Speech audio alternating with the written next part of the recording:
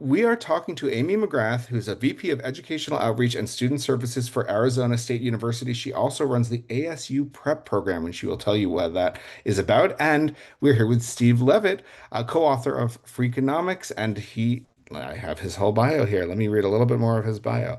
Um, American economist, co-author of the best-selling book Freakonomics and its sequels. He is the winner of the John Bates Clark Medal for his work in the field of crime. Is currently the W.B. Ogden Distinguished Service Professor of Economics at the University of Chicago, as well as the faculty director and co-founder of the Center for Radical Innovation for Social Change at the University of Chicago. We'll stop there. There's a lot more in your bio, but we'll stop there and jump in. So, Amy, actually, let's start with you. ASU Prep is a really interesting initiative. Tell us about what ASU Prep's mission is and what you've built.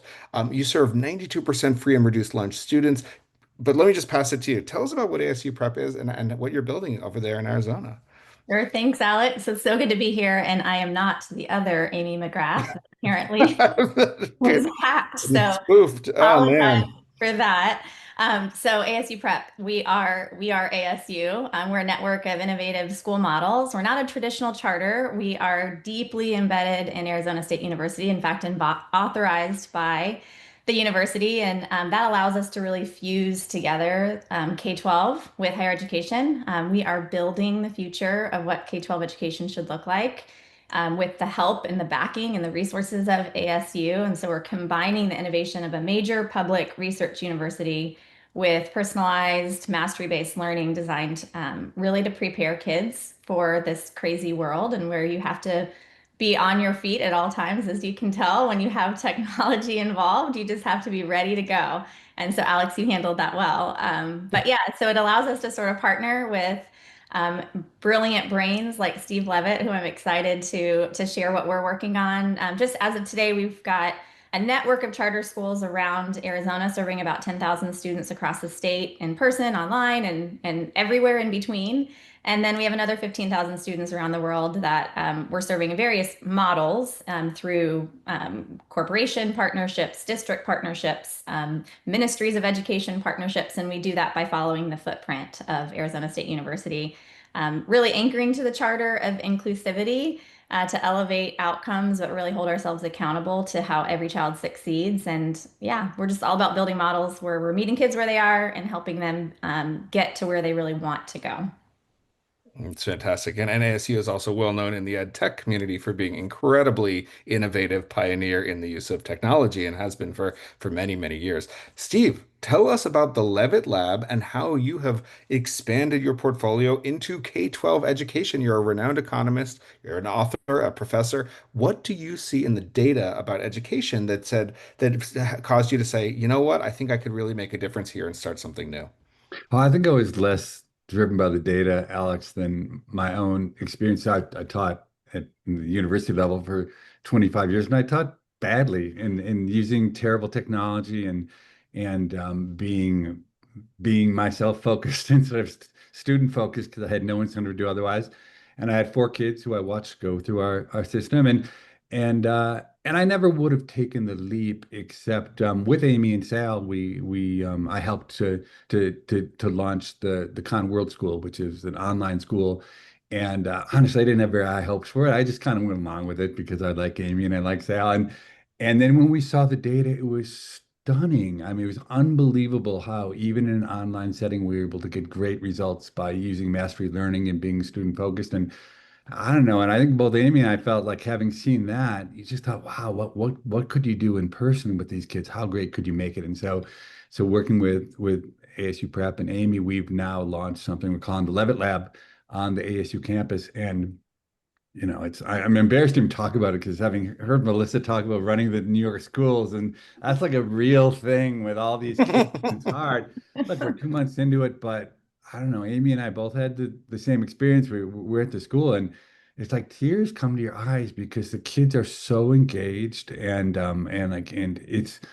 it's unreal. And will it work? Can we scale it? Who knows? But it has been the most inspirational work I've done in my adult life.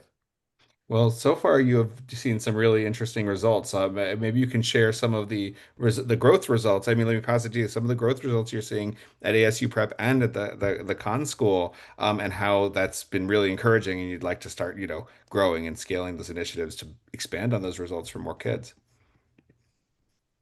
Yeah, I can jump in a little bit on that, and Steve can add. That's sort of what it was, the genesis of why we wanted to take Conworld School, which is fully online, and create an expression of that anchored in person and give kids that opportunity. And so the growth that we saw, so we're a charter, so it's lottery and every kid can come. We had a process so that we could figure out if they were really going to want to be a part of this model, because in Conworld School, it's mastery based, community driven, a lot of interdependency. You kind of can't be passive. We require you to engage in Socratic seminar and care.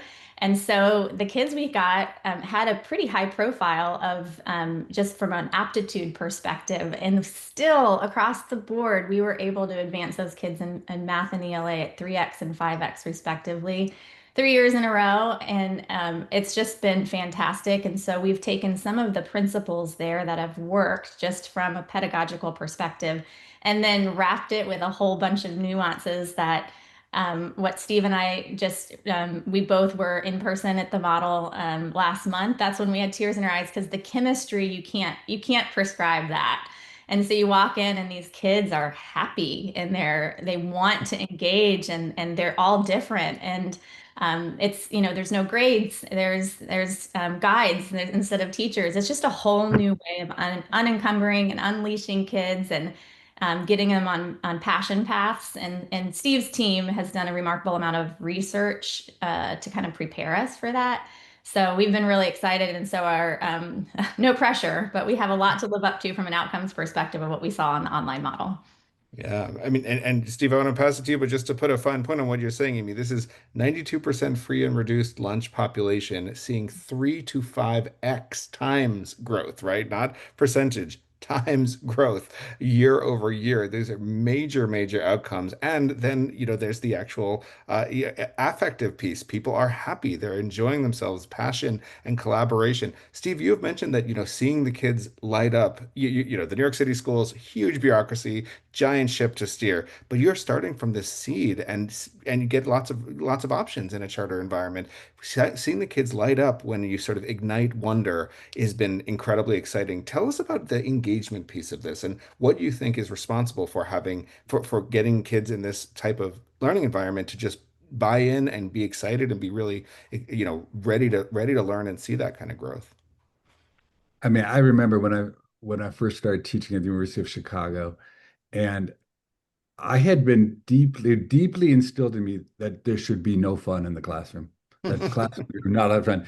And I accidentally did something that make the kids laugh in my first year of teaching. And then I very quickly realized that I could reach my own students by having more fun. And I think that's really, it's a strange thing. It's a really simple premise, but I think we really built this school around the idea that if the kids want to be there, and so how do you make kids want to be there? One is that the mastery based approach is really critical to that, because it's a much more efficient mechanism for learning, say math, right? By using uh, personalized math, and you're teaching the kids the level they're at, they can just learn a lot faster than they can in a classroom setting. And that frees you up to have more time. And that, I think, is the biggest constraint in the typical system, is there's time is constraints. You can't mess around. So because we have extra time, we spend more time messing around. And by messing around, I think we're allowed to give the kids autonomy. So really one of the critical elements of what we do are these in-depth explorations. And my team put together 50 or 100 possible, different modules where kids could pick them. But they looked at them and said, we don't want to do that. We want to study, Dungeons and Dragons. We want to study poison. Like, the things that kids are interested in were not the things that I thought they'd be in.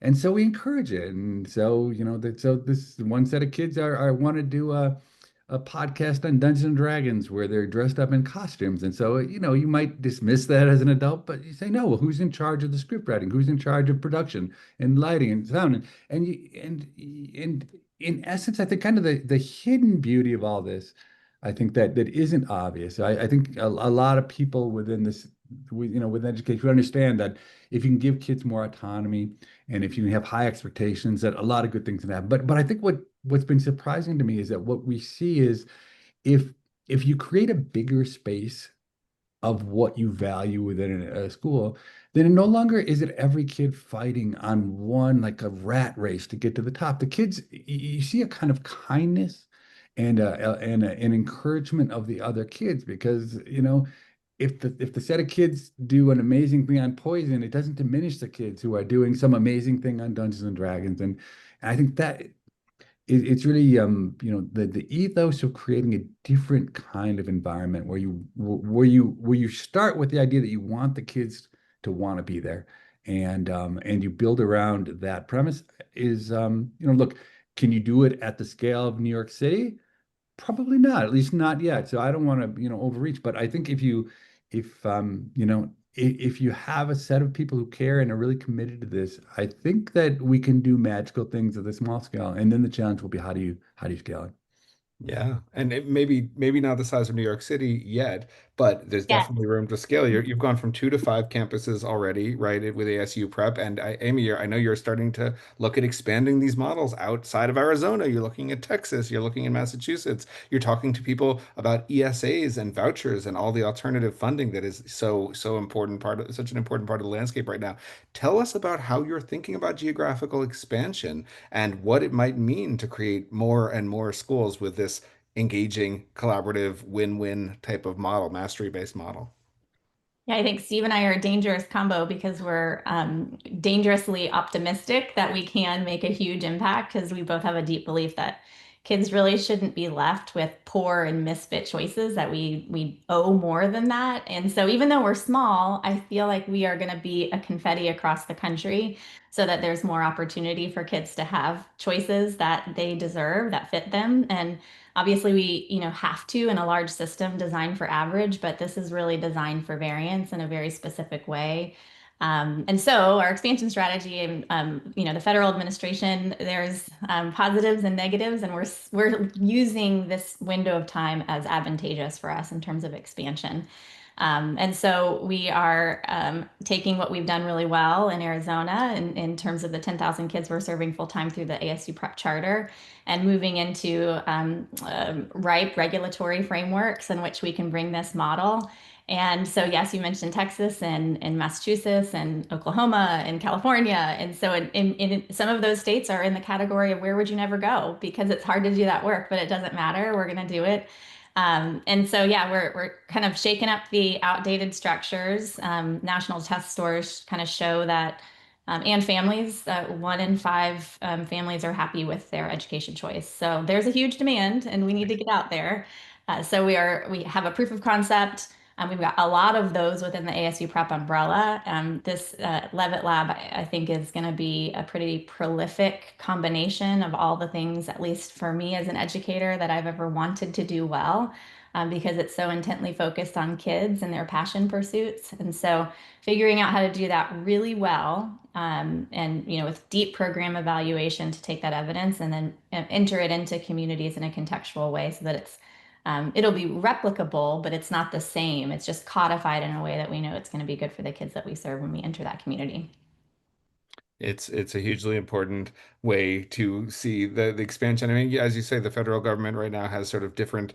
There's pros and cons to this approach, but the ESAs gives a lot of choice to parents and gives a lot of relaxed regulatory frameworks for starting new models, and in some ways that can be advantageous for people trying to do something really new. And Steve, you're coming into the education space as a as an education outsider in some ways, and that's totally fine. That's how change happens. And but you're not alone, right? We're seeing more students than ever and families than ever questioning the traditional high school value of high school, the high school to college pipeline. New survey results are saying, very few parents are feeling very confident that their school or the school system in general is really working as expected. And I think you're aligned with that. How do you feel like this broader breakdown in sort of the faith in the education system connects to what you're doing at Levitt Lab and ASU Prep and Con School? And do you feel like you're sort of hitting a key moment where where the education system as a whole is a little bit shaky and people are willing to try something new? I I'm not qualified to talk about big pictures in education. My whole life I focused on little problems and tried to do them well. But I think the problems that you're talking about have been around forever. I just think about Right. my own research. Maybe must be 20, 25 years ago, when Arnie Duncan was still the head of the Chicago schools before I went to the Department of Education. We were able to use they use lotteries and various to get into various schools, and we were able to look at the data, and it was really interesting that we found that there was tremendous competition in Chicago to get into the top schools, and the kids who won those lotteries did worse on average than the kids who had applied to those schools and didn't get in. And it was kind of shocking that it kind of it breaks with all of the things that we think about education. Like, wait, these were kids who were in better schools, they should have done better. But I think what we're really seeing there is that, the kids who were trying to get in the top schools and didn't were then staying at their local schools, and they were big fish in small pond. And so, but that wasn't the interesting part of the study. The interesting part was that they had these career academies that Arnie had put into place where you learned how to cook or you learned how to repair computers or something. And those were the kids who were kind of shunted out of the system. Not only did they graduate and do well but their test scores were super high. They were barely being taught reading and writing and math, but they were so engaged in the other activities that they showed up to school and they tolerated the fact that for an hour or two that they had to do reading and math. And for both Arnie and I think that was a real eye opener, and it really is leading to exactly what we're thinking about today. I mean, but it was the seeds of it were 20 years ago, that the system that tries to put every kid on a college track is not the system that's right for a lot of kids. And so we're really, I think what we're just doing is taking things that are kind of obvious, and we're just like ramping them up, to the, in the spirit of the new Spinal Tap movie, like to the 11th. Like we're really pushing things in dimensions that regular school systems, I think, can't, because as you talked about New York and bureaucracy and stakeholders and stuff. And so what we're really, I think, Amy and I are trying to do is in a world in which we aren't very constrained, how can we try to create some model that is really exceptional, and then with with haste but care, how do you expand that, and where can you compromise and where can you not compromise as you try to bring it to scale. And look, but I think I think it's not hard to look at the system and see there are lots of problems, Right. but change is so difficult. I mean, it's just being realistic that it's just hard. Mhm. It is. And, we're at this really interesting moment where I think there is hunger for change. I think there is a desire to see new systems come in and new institutions and new changes in place. And people are embracing new options for schooling. But there's also just so much pushback. And, we're in a challenging moment where serving all students, especially underserved populations, it faces a lot of political headwinds. And we're talking about places like Chicago. Talking, which has National Guard deployments happening now. We're talking about Arizona, which is grappling with immigration enforcement that's in fact affecting school attendance and creating a lot of fear among families. We're at a very strange moment in our country's history. And at the same time, AI is coming in, and nobody knows exactly what to do with that. There's some amazing stuff happening. But I want to ask both of you, and Amy, let me start with you. When there's all these sort of political confusion and uncertainty and funding changes, how are you staying focused on your mission and serving students who need it the most and seeing this 3x to 5x growth while navigating this really complicated landscape? I think part of it is just a humble disposition that kids aren't failing, we're failing them. And I mean, we tried spending more than $190 billion in recovery funds, and our kids got nothing for it. And so that has generated this energy, we need new models, we need new approaches that truly engage and motivate our kids to get them there. And I really, truly believe in this particular one. And to Joe's question, just more or less around AI, everything is in service of that mindset. Our technology, our AI, our curriculum. I mean, what our kids need right now is our focus and our commitment to help them succeed and not to be so distracted by the bright and shiny. I mean, we are watching emergent technology and we have teams of people focused on that to see how we can leverage that for advantage to offer our students. But the focus for us is very intently and specifically on the kids and not the systems. Yeah. And so that's sort of the mindset that we're taking from a design perspective as we think about the student experience. That makes sense. And how about you, Steve? How are you blocking out the noise, or you're sort of trying to manage the complexity and the uncertainty with this real optimism of, hey, I think we can actually really create meaningful change here? Yeah, I mean, just partly what we do is we try to meet the kids where they are. So if some of the things we talk about are immigration, we want to have good civil conversations around immigration, and we do that in a school in Arizona. On AI, I would say it's really interesting because the traditional methods of evaluation and essentially AI has ruined that. I watch my own college age kids, and they have become absolute geniuses at cheating. I mean, they use AI to cheat on everything, and they will avoid learning at all costs. And I watch my own daughter on Zoom being observed as she does a remote test, and she's got her right hand on the keyboard, and her left hand is on her phone using ChatGPT, literally cheating in front of everyone, and not ashamed of it. It's just that is the rules of the game that she plays by. And so I think I think our view is that we as adults need to design activities, work with kids that understand when AI is helpful and not helpful them, but to design evaluation and thing, much of our evaluation is oral, so that we really know whether the kids know what they do. And you just have to rethink the system. And I see so much of what's going on again. I don't hate to go back to the university, but what's I know well, where all the professors are trying to find ways to fight against AI. How can I keep on doing the exact thing I've been doing for the last 20 years in an AI world, rather than saying, look, the world has changed. I have to throw out all the junk I was doing. It doesn't work anymore. The kind of testing I was doing, the kind of problems I'm doing aren't any good. I need to think more deeply about it. But I tell you another issue that I think is so interesting and that we face is, so many kids are behind. And as an educational system, you face this choice. And it's really hard because for the adults, a ninth grader, there's an incredible temptation to teach the ninth grader ninth grade math, even if Wow. they're only at the third grade level.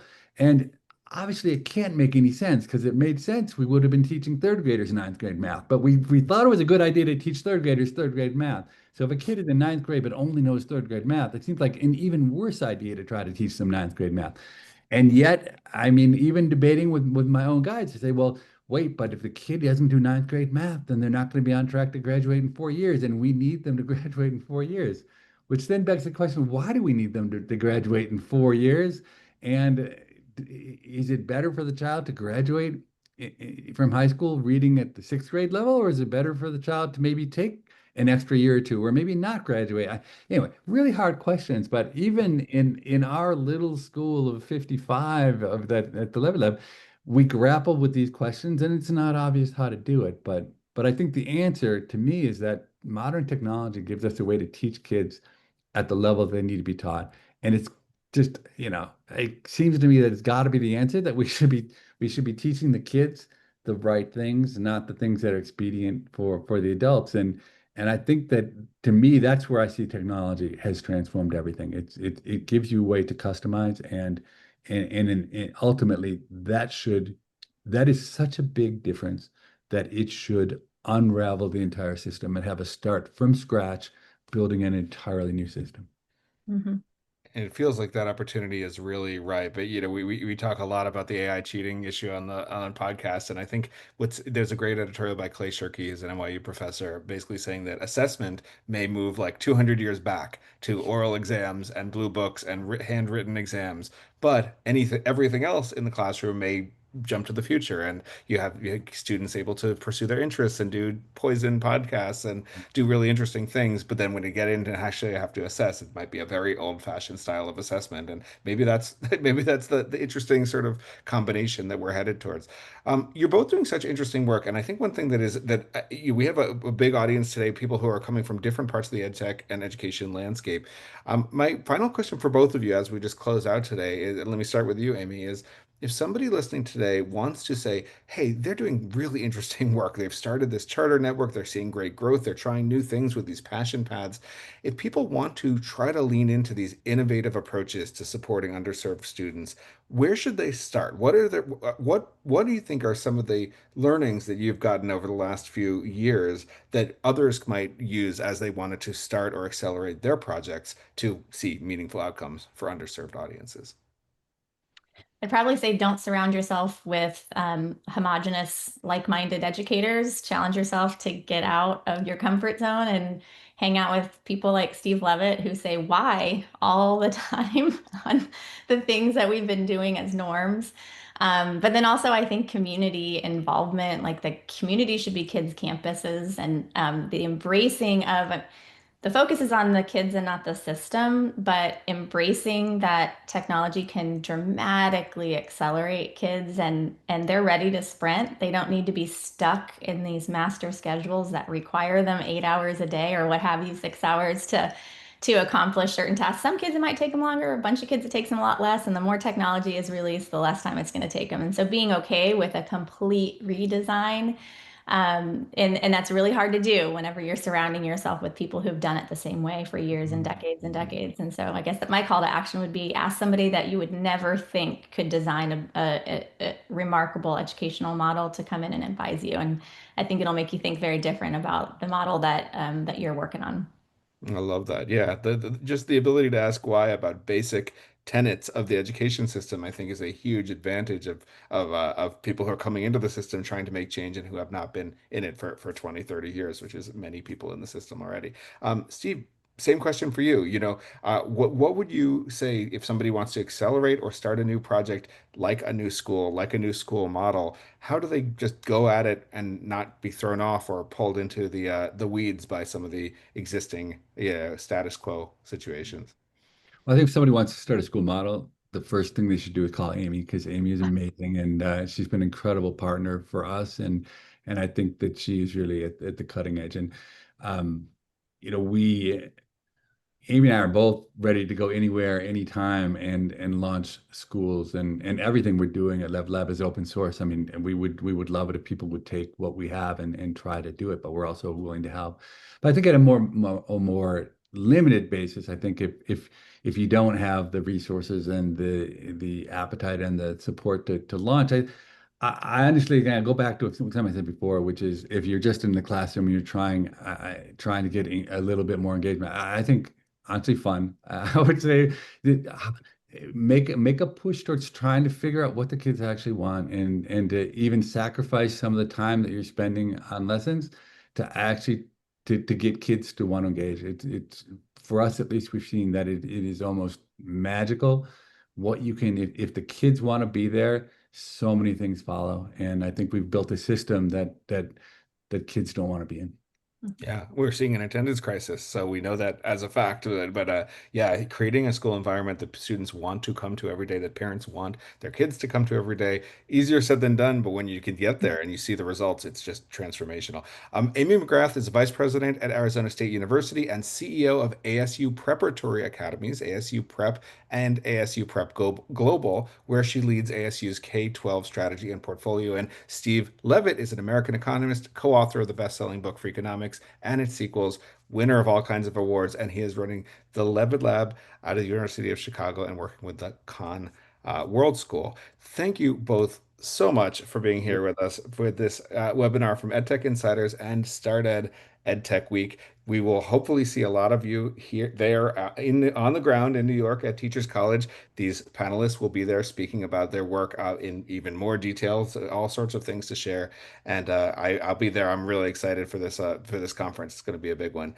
Thank you so much for being here. We really appreciate your attention to everything happening in education and technology. If it happens in education and or tech or ed tech, you'll hear about it here on EdTech Insiders. And if you don't listen to the podcast or newsletter, please check it out. Thank you so much, all of you. We really appreciate you being here.